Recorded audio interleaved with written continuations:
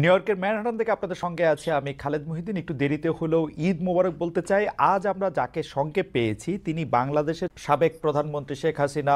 পরিস্থিতিতে বাংলাদেশের রাজনৈতিক মেরুকরণ, যারা ক্ষমতায় আছেন, যাদের অন্তর্বর্তীকালীন সরকার, তাদের সম্ভাবনা এবং ভবিষ্যৎ নিয়ে কথা বলার জন্য আজ আমাদের সঙ্গে রয়েছেন বেগম খালেদা জিয়া, বিএনপি সভাপতি। তিনিও আসলে বিএনপি চেয়ারপারসন, তিনিও আসলে চিকিৎসার জন্য লন্ডনে গিয়েছেন। শেখ হাসিনা, আমি আপনার কাছ থেকে জানতে চাইবো যে আন্দোলনে শেখ হাসিনার পতন হলো সেই আন্দোলন সম্পর্কে অন্তর্বর্তী সরকারের প্রধান উপদেষ্টা ডক্টর মোহাম্মদ ইউনূস যুক্তরাষ্ট্রে বিল ক্লিন্টনের উপস্থিতিতে একটা অনুষ্ঠানে বললেন যে এই আন্দোলন খুব পরিকল্পিতভাবে চালিয়ে নেওয়া হয়েছে, কিছুই হঠাৎ হয়নি। আমরা আপনার কাছে একটু জানতে চাইবো যে আপনার জ্ঞাতসারে কিংবা অজ্ঞাতে এই আন্দোলন কি শুরু থেকেই কোটার আড়ালে সরকার পতনের আন্দোলন ছিল?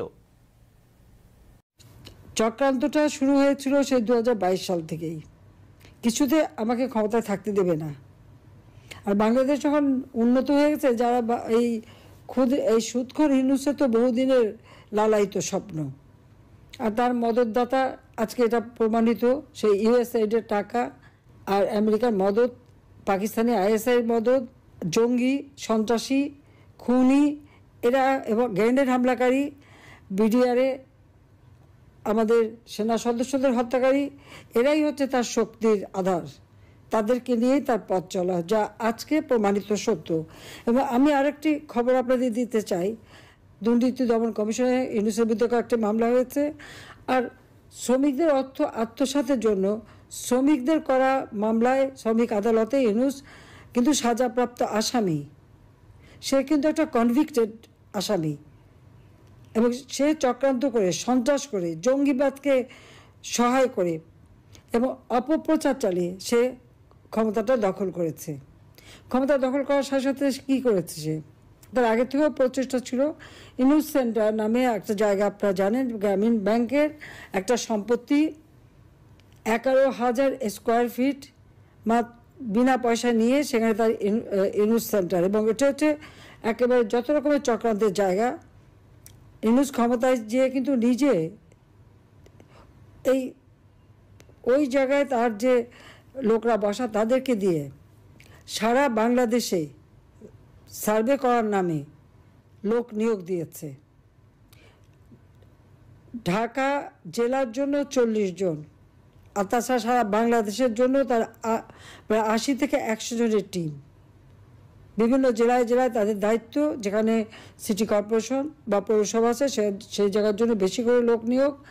এবং ইউনিয়ন পর্যায় পর্যন্ত সে লোক নিয়োগ দিয়েছে, যাদেরকে সে টাকা দেয়। তাদের হাতে মোবাইল ফোন, একদম স্মার্টফোন, তাদের হাতে কম্পিউটার, এবং সমগ্র বাংলাদেশের সমস্ত তথ্য দিয়ে তারা পাঠায়।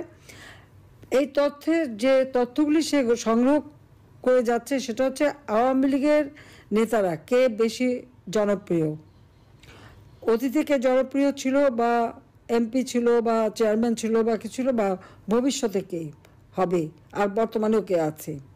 এই সমস্ত তথ্যগুলি সংগ্রহ করা, বিত্তশালী সম্প্রদায় কাকে সমর্থন দেয়, আওয়ামী লীগকে দেয় না কাকে দেয়, তাদের তথ্য সংগ্রহ করা। এবং আওয়ামী লীগ, বিএনপি, জাতীয় পার্টি, জামাত কার কোথায় কি অবস্থা, ভোটের কি অবস্থা, এই সমস্ত তথ্য সংগ্রহ করার জন্য তার কিন্তু এজেন্ট নিয়োগ করা আছে। এছাড়া সে যে বিশাল গুন্ডা বাহিনী পালে, 1000 মোটরসাইকেল তাদেরকে দেওয়া হয়েছে, এবং তাদের হাতে স্মার্টফোন, এবং কয়েকটা মাদ্রাসা, কিছু ইউনিভার্সিটি, 35টা কলেজ ইউনিভার্সিটির কিছু ছেলে মেয়েকে সে টাকা দিয়ে পেলে পুষে রাখে, এবং তাদেরকে দিয়েই যত অঘটনগুলি ঘটায়। এবং এটা যে তার একটা সেই মানে সূক্ষ্ম পরিকল্পনার ফসল, সেটা সে নিজেই বলে ফেলেছে বিল ক্লিন্টনের অনুষ্ঠানে। খুব খুশি মনে হাত বা নাচিয়ে বলল যে এটা এখানে ছাত্র না, জনতো না, এটা হচ্ছে তার ম্যাটিকুলাস ডিজাইন করা মাস্টার মাইন্ড দ্বারা এই এমন ঘটনা ঘটিয়েছে যে শেখ হাসিনাকে ক্ষমতা থেকে হটিয়ে সে অবৈধভাবে জোর করে ক্ষমতাটা দখল করে নিয়েছে, মানে ডাকাতি করে ক্ষমতা নেওয়া। এবং ক্ষমতা নেওয়ার পরই আওয়ামী লীগের উপরে যত রকমের অত্যাচার, আর এই অত্যাচারে আরও উৎসাহিত হয়ে বিএনপি আর জামাত তো আছেই। কারণ জামাতের কথা হচ্ছে আমরা যুদ্ধাপরাধীদের বিচার করেছি, যেখানে জিয়াউর রহমান যুদ্ধাপরাধীদের মন্ত্রী করেছিল, আর যারা সাজাপ্রাপ্ত আসামি তাদেরও ছেড়ে দিয়েছিল। গোলাম আজম পাকিস্তানি পাসপোর্ট নিয়ে পাকিস্তানি ছিল, তাকে আবার ফেরত এনেছিল। কাজে তাদের আমরা বিচার করেছি, কাজে সেই প্রতিশোধ দেবে। আর জাতির পিতা বঙ্গবন্ধু শেখ মুজিবুর রহমানের হত্যাকারীদেরকে জিয়াউর রহমান ইন্ডেমনিটি দিয়েছিল, দায় মুক্তি, তাদেরও বিচার করেছি। আজকে আপনারা দেখেন 7ই জুলাই 2024 সালে যে আন্দোলন, কই পুলিশ তো কিছু বলেনি আন্দোলনকারীদেরকে, আমরা তো কিছুই বলিনি, বরং তাদের সাথে আলোচনা করা, তাদের পাশে থাকা। মেয়েরা যখন পথে নেমেছে তাদের নিরাপত্তা, ওই মেয়েরা যখন স্লোগান দেয় শেখ হাসিনা পদত্যাগ চায়, আর আমি তখন তাদের নিরাপত্তা দেই যে তাদের জন্য কোনো রকম অসুবিধা না হয়। আজকে তাদের অবস্থাটা কি? এখন মেয়েরা ঘর থেকে বেরোতে পারে না। তারা এমনই আন্দোলন করলো আর এমনই স্বাধীন করে ফেললো দেশ যে এখন নিজেরাই ঘরবন্দি। এখন যাবে কোথায়, তারা কি করবে? আর সেই যেটা কোনো কোটা ইস্যুই ছিল না, সেই কোটা আন্দোলনই বা তাদের কোথায় গেল? আর এখন সপ্তদলীয়করণ, এই অস্ত্র লাঠি সোটা নিয়ে চিফ জাস্টিসকে পদত্যাগ করতে বাধ্য, জজকে পদত্যাগ করতে বাধ্য। কোনোদিন এই অবস্থায় কখনো বাংলাদেশকে ভাবতে পারেনি। শিক্ষকদের চাকরি থেকে বের করে দিচ্ছে, ইউনিভার্সিটি, কলেজ, স্কুল সব জায়গায় ছাত্রছাত্রীদের অপমান করাচ্ছে, প্রতি পদে পদে চরমভাবে মানবাধিকার লঙ্ঘন করে যাচ্ছে। বাড়িতে ছোট শিশু তা থাকা সত্ত্বেও বাবা মাকে গ্রেপ্তার করেছে, বাবাকে তাকে মাকেও। তো এই বাচ্চাটাকে কে দেখবে? কি হবে তার? 93 জন আইনজীবীর বিরুদ্ধে মামলা তারা সারেন্ডার করেছে, তাদের জামিন দেবে না। কিছু জামিন দিয়েছে, কিছু দিচ্ছে না। মানে আপনি যে বিচার চাইবেন সেই সুযোগটাও নাই। আইনজীবীদের এইভাবে গণহারে মামলা দেওয়া, গ্রেপ্তার করা, পৃথিবীর কোনো সভ্য দেশে এরকম ঘটনা ঘটে বলে আমার তো জানা নেই, আমি তো দেখিনি। কাজে বাংলাদেশ আজকে কি? আইনের শাসন নাই, ন্যায় বিচার পাওয়ার অধিকার নাই, নারীদের কোনো স্বাধীনতা নাই। এবারে ঈদে শ্রমিকদের কান্নায় ভরা, 1100 ইন্ডাস্ট্রি বন্ধ, শ্রমিকদের কাজ পায় না। তার উপর আমার আওয়ামী লীগের নেতাকর্মীদের ঘর বা বসত বাড়ি, ব্যবসা প্রতিষ্ঠান, তাদের গরুর খামার, মৎস্য খামার, মুরগির খামার, ফলের বাগান সবই ধ্বংস।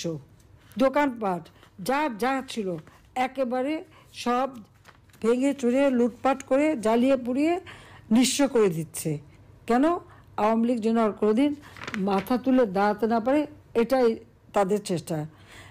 হাজার হাজার ছাত্রছাত্রীরা আজকে লেখাপড়া করতে পারে না, ডিগ্রি কেড়ে নেয়, তাদেরকে পড়াশোনা করতে দেবে না। একটা মেয়ে পরীক্ষা দিতে গেল, তাকে কিভাবে লাঞ্ছিত করলো, তাকে যারা মারলো, চুল ধরে টেনে মাটিতে ফেললো, পুলিশ দাঁড়িয়ে থাকলো, সেনাবাহিনীর সদস্য দাঁড়িয়ে থাকলো, অপরাধীদের কিছুই বলল না, আর যে মার খেলো সেই মেয়েটাকে ধরে নিয়ে জেলে পড়লো।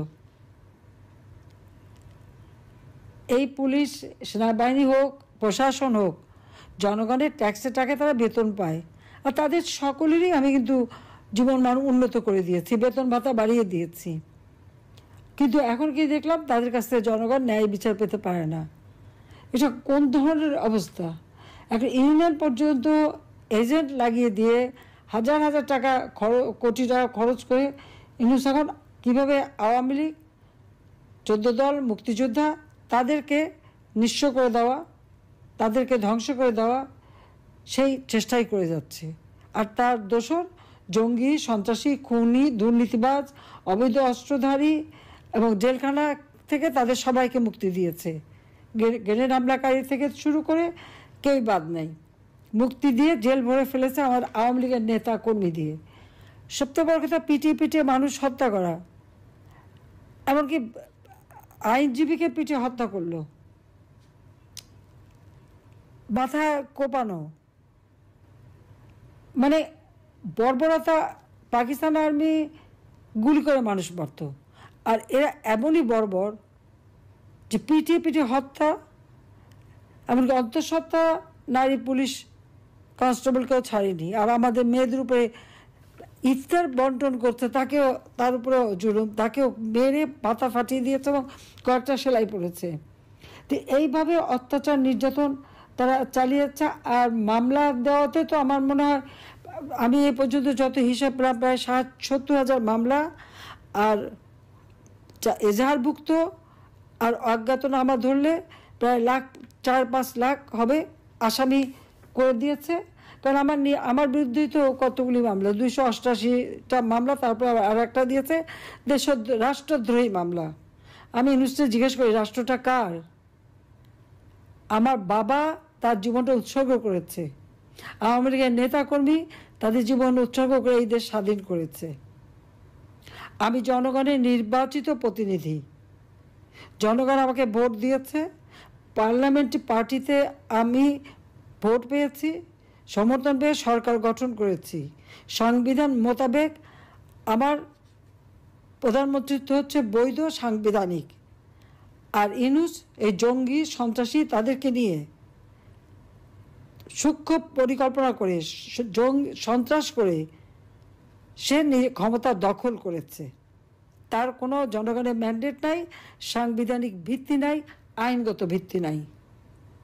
আর সে দেয় আমার বিরুদ্ধে রাষ্ট্রদ্রোহী মামলা, যে রাষ্ট্রদ্রোহী কাজ করেছে সংবিধানের 7 খ অনুযায়ী, সেই হচ্ছে সবচেয়ে বড় অপরাধী, যে এইভাবে ক্ষমতা দখল করলে তার শাস্তি হবে এবং ইনশাল্লাহ শাস্তি দেবো, এতে কোনো সন্দেহ নেই। আজকে সমস্ত অর্থনীতিকে ধ্বংস করে দিয়েছে, প্রবৃদ্ধি কমে গেছে, মাথাপিছু আয় কমে গেছে, মানুষের কোনো দিনমজুররাও আজকে কাজ পায় না।